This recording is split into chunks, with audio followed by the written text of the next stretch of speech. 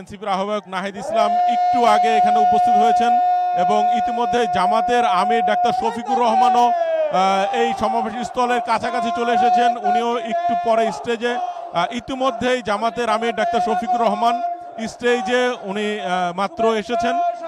এখানে সকাল থেকেই নেতাকর্মীরা অবস্থান করছেন মাঠে। এই সমাবেশে সাধারণত পুরুষ কর্মীদের পাশাপাশি নারী কর্মীদের ব্যাপক উপস্থিতি রয়েছে।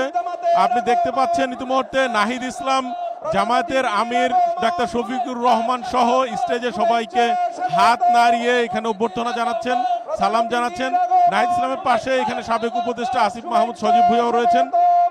এটি মূলত এখন পর্যন্ত এই বাড্ডা এদিকে মূলত জামাত এবং এনসিপি 11 দলীয় জোটের প্রথম সমাবেশ।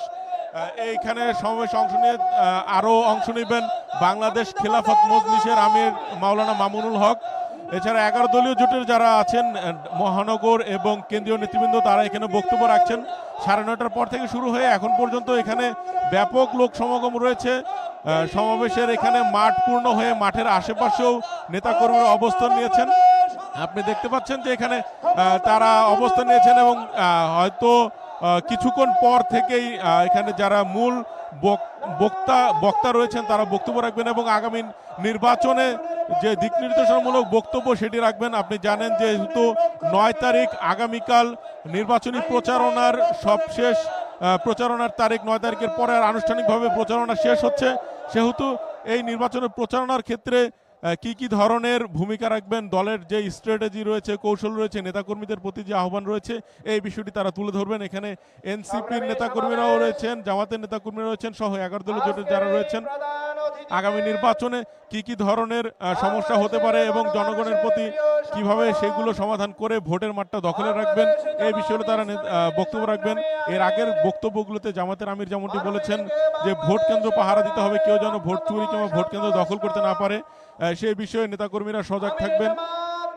এখানে আমি একটি বিষয় দেখিয়ে রাখছি, ইতিমধ্যে জামাতের যারা মহিলা কর্মী রয়েছেন মহিলা বিভাগের তারা বিভিন্ন আসনেই এখানে মিছিল করছেন, যেটি এর আগে আমরা আসলে দেখতে পাইনি। এখানে জামাতের রাজনীতিতে এমনটি আসলে আমরা লক্ষ্য করতে পারিনি। সেক্ষেত্রে এটি একটি নতুনত্ব যে প্রত্যেক সমাবেশে মহিলাদেরকে আলাদাভাবে এখানে ব্যবস্থা রাখা হচ্ছে, তাদের সমাবেশে বক্তব্য রাখছেন। এখানে একটু পরে সম্ভবত এখানে তারা মূল যা বক্তব্য নাহিদ ইসলাম এবং জামায়াতের আমির এখানে বক্তব্য রাখবেন। বক্তব্য রাখার পরবর্তী সময়ে আমরা আসলে দেখাতে পারবো যে ওনারা আসলে কি বলবেন, কি ধরনের দিক নির্দেশনা দিবেন। এই যে ঢাকা 11 আসনের নাহিদ ইসলামের নির্বাচনী জনসভা থেকে এই ছিল সবশেষ তথ্য। চিন্তিয়া।